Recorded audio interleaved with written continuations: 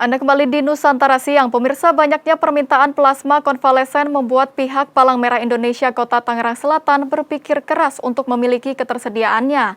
Ketua PMI Kota Tangsel, Airin Rahmidiani, mengatakan pihaknya saat ini bersiap melakukan door-to-door donor plasma konvalesen yang dibarengi dengan kegiatan donor darah umumnya. Dan untuk membahas hal ini, selengkapnya akan kami hadirkan dalam dialog Nusantara Siang berikut ini.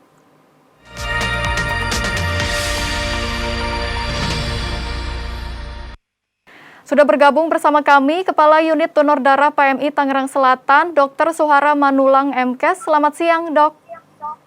Selamat siang, Mbak Kira dan para pemirsa Nusantara TV. Baik, Dok. Kita berikan reminder sedikit dulu untuk pemirsa di rumah. Sebetulnya apa kegunaan plasma konvalesen bagi pasien COVID-19, Dok? Ya, terima kasih kesempatan untuk saya menjelaskan bahwa COVID-19 kita ketahui belum ada obatnya. Ya, berbagai upaya memang dilakukan. Ya, kita ketahui bahwa COVID-19 ini kan tamu yang tidak diundang. Jadi dunia medis terus bekerja dalam penelitian-penelitian. Nah, salah satu obat tambahan dalam setiap terjadinya wabah atau sekarang pandemi, salah satu adalah virus, adalah di dalam plasma pasien atau penyintas atau survivor yang sudah sembuh itu akan ada namanya antibodi, ya. Nah, antibodi inilah yang ada dalam plasma yang kita kenal dengan plasma konvalesen, itu bisa diberikan menjadi suatu terapi tambahan bagi pasien yang membutuhkan, itu pasien COVID-19 yang membutuhkannya. Jadi itu prinsipnya sebetulnya, Mbak Kira. Baik, lalu berapa banyak permintaan plasma konvalesen perharinya di Tangerang Selatan, Dok? Jadi perlu sampaikan bahwa secara nasional kita bersyukur sekarang kasus sudah landai. Jadi waktu gelombang kedua, ya waktu gelombang pertama memang kita sedang berupaya dengan berbagai hal. Nah, waktu itu plasma konvalesen memang belum begitu secara masif dibutuhkan atau ada pemesanan-pemesanan. Nah, gelombang kedua ini PMI mendapat satu penugasan untuk diberi kewenangan, dan tidak seluruh PMI ya. Jadi hanya beberapa PMI termasuk Palang Merah Indonesia Kota Tangerang Selatan diberi kewenangan untuk mengadakan donor darah, pengolahan darah plasma, kemudian pendistribusian di dalam plasma konvalesen tersebut. Nah, jadi kalau sekarang kita sudah landai, dan memang beberapa daerah sudah bisa mengatasinya. Nah, jadi memang sekarang kita tetap mengadakan donor plasma bagi yang bersedia mendonorkan plasmanya, tetap kita adakan donor plasma untuk ya kita stop it. Jadi Tangerang Selatan sekarang sudah kurang yang minatnya. Jadi kita sudah ada 200 kantong darah sudah kita menjadi stok untuk plasma konvalesen. Ya, mungkin itu Mbak Kira yang bisa sampaikan. Baik, berarti untuk stoknya sendiri itu sudah tersedia cukup ya Pak ya di rumah sakit, di PMI setempat ya Pak?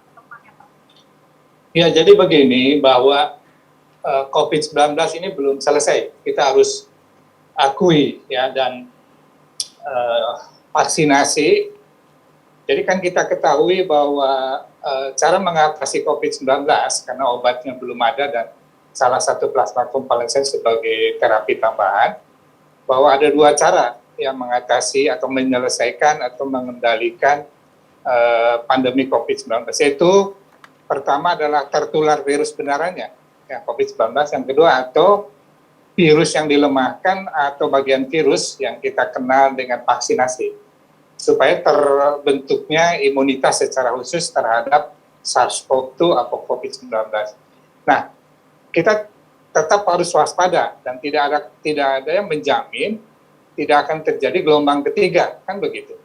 Nah, jadi tetap di Tangerang Selatan termasuk Palang Merah Indonesia adalah harus tetap siaga. Saya kira kita sepakat dengan pepatah umum bahwa sedia payung sebelum hujan. Nah, jadi kita tetap mengadakan sosialisasi dan bersyukur Mbak, sekarang masyarakat dan beberapa komunitas selain sekarang meningkat juga donor yang umum, Dan sudah biasanya juga ada beberapa penyintas juga sekaligus yang ingin juga mendonorkan plasmanya. Jadi kita tetap siaga di dalam menyikapi jika terjadinya gelombang ketiga. Itu prinsipnya seperti itu. Baik. Baik, lalu apakah plasma konvalesen ini bisa diberikan kepada semua pasien COVID-19, dok? Oh ya, kembali lagi bahwa itu kewenangan dokter yang merawat atau DPJP ya, penanganan pasiennya, pelayanan pasien. Jadi itu dokter yang merawat nanti akan ada tahapan-tahapannya. Baik. Ya tidak Baik. semua harus memang dikasih plasma konvalesen. Baik. Dokter-dokter yang merawat pasti tahu kapan harus diberikannya plasma konvalesen. Jadi itu ranah daripada klinis ya. Kalau Baik. kami kan lebih kepada menyediakan dan kalau ada permintaan kami akan layani permintaan plasma tersebut. Baik, oke.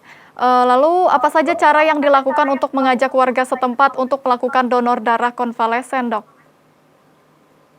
Ya kalau saya di Tangerang Selatan memang ada tiga sumber ya. Jadi kan pabriknya ini hanya penyintas ya. Pabriknya itu tidak semua orang bisa mendonorkan plasma konvalesen. Jadi penyintas atau survivor yang sudah sembuh dari COVID-19 dan tidak semua juga penyintas karena tetap harus diadakan screening.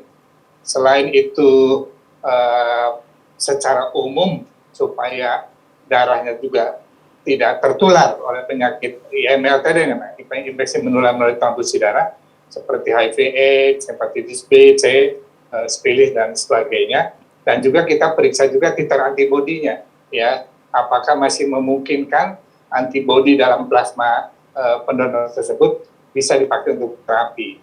Nah, jadi kita tetap adakan satu screening. Nah, untuk tiga tadi kelompok itu pertama adalah kalau di Rumah Lawanku di Tangerang Selatan kita punya karantina terpusat ya atau isolasi terpusat yaitu Rumah Lawan COVID seperti Wisma Atlet. Nah, itu kami selalu mengadakan sosialisasi ya untuk bagi yang penyintas bisa mendonorkan plasmanya. Kemudian ada juga yang data dari Dinas Kesehatan dari rumah sakit yang sudah sembuh. Dan yang ketiga adalah sukarela yang mana mendapatkan informasi dari media sosial dan lain sebagainya. Nah, tiga sumber itulah yang kami terus adakan komunikasi. Nah, tinggal tadi bagaimana bentuknya? Ya ada datang ke PMI atau juga ada kerjasama kita dengan Grab. Itu ada voucher ya bagi para pendonor yang mau mendonorkan atau screening ke PMI nanti ada voucher untuk transportasinya. Dan kemudian juga kita adakan juga setiap komunitas selalu juga kita barengi juga di dalam screening antibody, screening untuk COVID-19 untuk mendonorkan plasma konvalesen. Mungkin demikian, Mbak Ira. Baik, artinya sebelum seseorang itu bisa mendonorkan plasma konvalesennya dilakukan screening terlebih dahulu ya, dok ya. Dan untuk meningkatkan minat warga sekitar untuk melakukan donor ini bekerja sama dengan berbagai pihak. Lalu untuk door-to-door donor darah ini rencananya akan dilaksanakan dari kapan hingga kapan, dok? Nah, jadi memang ini sistem sudah kita bentuk ya. Dan kita di Tangerang Selatan ini adanya Rumah Lawan COVID itu juga terbentuklah alumni. Nah, ini saya nggak tahu mungkin satu-satunya di Indonesia ya, yang mana ada satu tempat isolasi terpusat atau karantina terpusat. Mereka ini ada alumninya, FRLC namanya, Forum Rumah Lawan COVID. Nah, nanti melalui mereka lah yang juga kita akan ajak bagaimana untuk tadi kalau memang suatu saat ketersediaan plasma ini kurang dan kita butuh door-to-door, nanti tadi ya kerjasama dengan alumni dan juga kerjasama dengan tadi Grab dan bahkan juga di Tangerang Selatan sudah terbentuk satuan tugas RT RW dan dengan puskesmas dan sebagainya. Itu teknis sudah kita komunikasikan ya. Yang mudah-mudahan tidak terjadi gelombang ketiga, yang stok yang ada bisa secara memenuhi kebutuhan. Tapi kalau sudah itu terjadi ya kami akan siapkan pasukan khusus lah untuk door-to-door ya Mbak. Baik, artinya door-to-door untuk donor plasma ini akan dilakukan melalui berbagai pihak ya, dok ya. Dan untuk saat ini berarti belum mulai dilakukan ya, dok ya, hanya menunggu permintaan dari sekitar begitu ya? Betul. Baik. Baik dok, kita akan lanjutkan lagi perbincangan kita, namun kita harus break terlebih dahulu. Pemirsa tetaplah bersama kami, Dialog Nusantara Siang akan kembali sesaat lagi.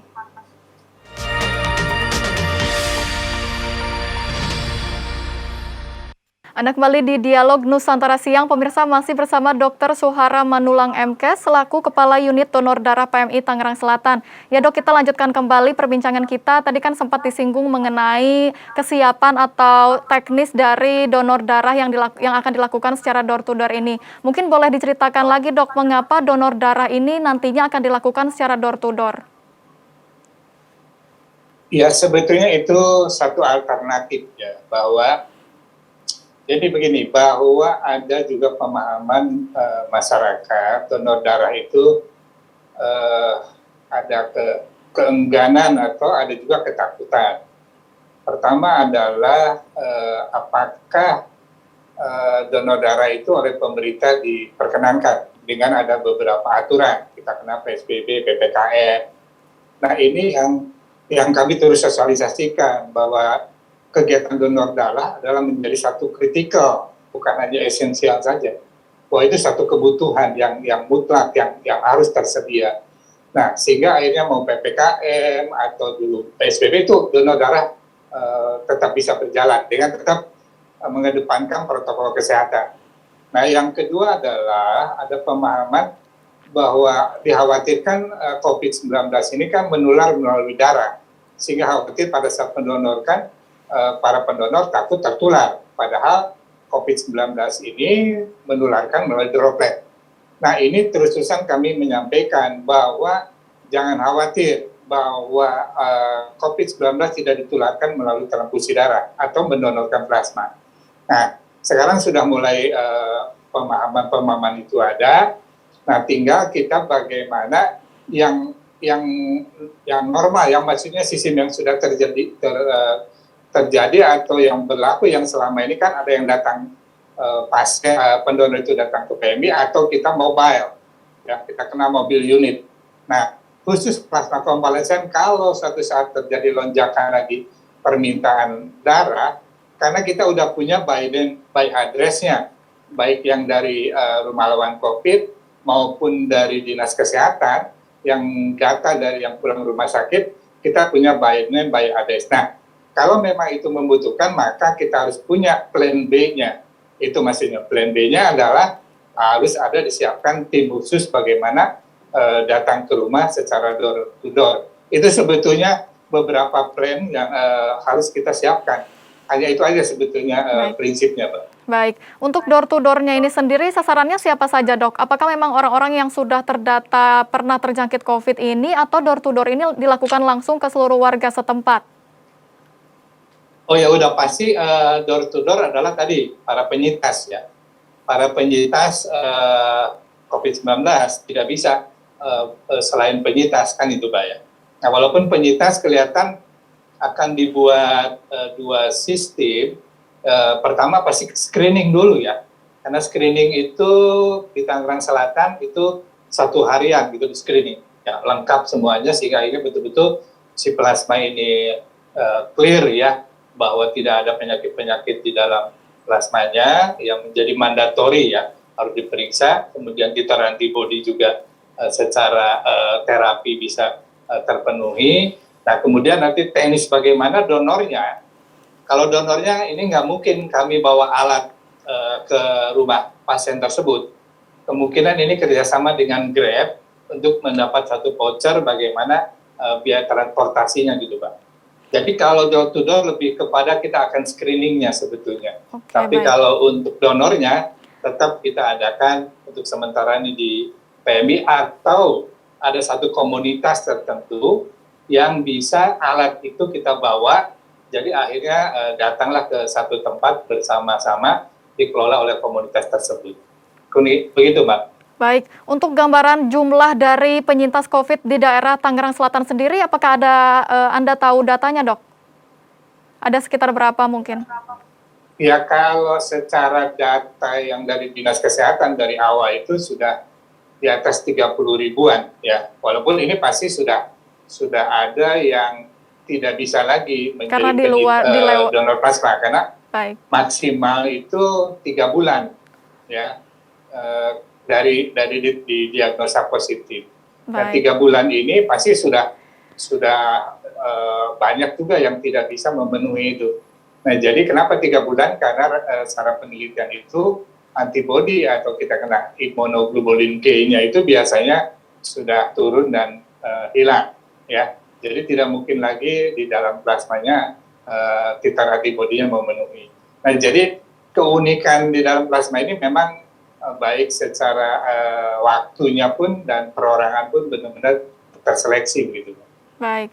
Baik, mungkin boleh sedikit dijelaskan lagi dok perbedaan terapi plasma konvalesen ini dengan vaksin. Oh iya, nah ini perlu sampaikan bahwa eh, tujuan daripada penanganan COVID-19 ini, bahkan kapan selesai COVID ini dengan secara pendekatan epidemiologi itu kan terjadinya herd immunity, ya, kekebalan secara komunal atau massal dengan angka vaksinasi atau ada yang punya imunitas lah di dalam kelompok masyarakat tersebut 70%-an. Kalau di Tangerang Selatan itu dari data yang ada itu targetnya adalah kurang lebih 1.032 orangan. Itu 70% dari warga Tangerang Selatan. Jadi yang memiliki imunitas. Nah, yang memiliki imunitas ini ada dua kelompok. Kelompok yang aktif adalah vaksinasi. Jadi vaksinasi adalah tidak bisa diganti dengan yang lain, itu untuk aktif. Ya, tadi saya katakan diberikan satu vaksinasi yang di dalamnya ya tergantung pendekatan penelitiannya atau vaksin itu apakah virus yang dilemahkan atau bagian virus dari COVID-19 atau SARS-CoV-2 ya bisa membentuk imunitas yang spesifik terhadap SARS-CoV-2. Itu pasif. Nah, kalau plasma konvalesen adalah imunitas yang secara pasif. Ya, ini bedanya. Kali lagi, vaksin itu adalah imunitas aktif, tapi kalau plasma konvalesen adalah imunitas yang secara pasif. Begitu, Mbak. Baik, artinya perbedaan dari vaksin dan juga plasma konvalesen ini adalah terdapat pada imunitas yang terbentuk dari kedua hal tersebut ya dok ya? Ya, betul. Baik, lalu bagaimana atau apa saja syarat orang untuk bisa mendonorkan plasma konvalesennya dok? Ya, secara umum ya udah dewasa ya minimal 17 tahun, ya kita ambil maksimal 60 tahun, ya. Kemudian berat badan minimal 55 kg. Kenapa 55 kg? Karena darah atau cairan tubuh yang boleh keluar itu adalah maksimal 10 cc per 1 kg berat badan. Nah, sementara kantong yang ada minimal itu 420 cc ya, plasma ini.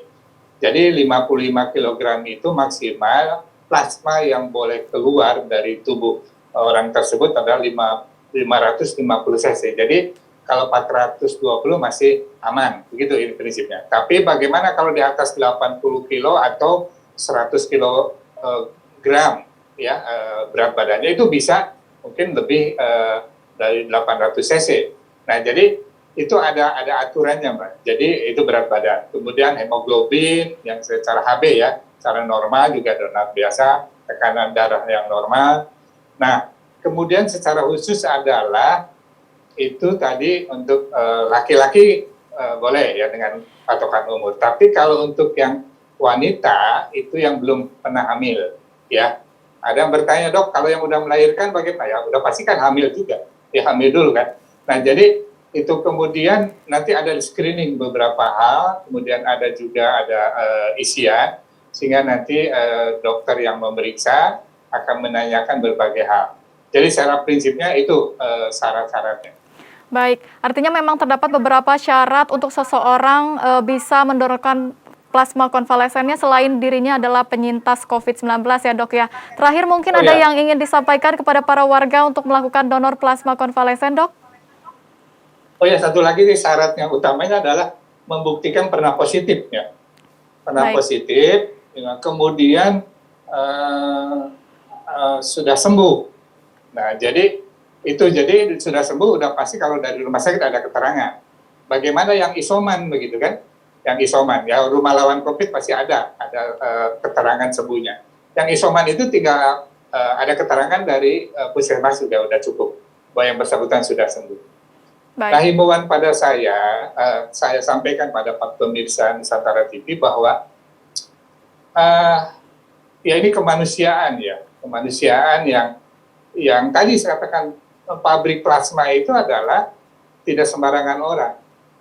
Dan Bapak Ibu yang diizinkan Tuhan tertular dan sembuh, saya kira ini kesempatan gitu. Bisa secara kemanusiaan yang ya waktu sakit pasti ibu, bapak ingin sembuh.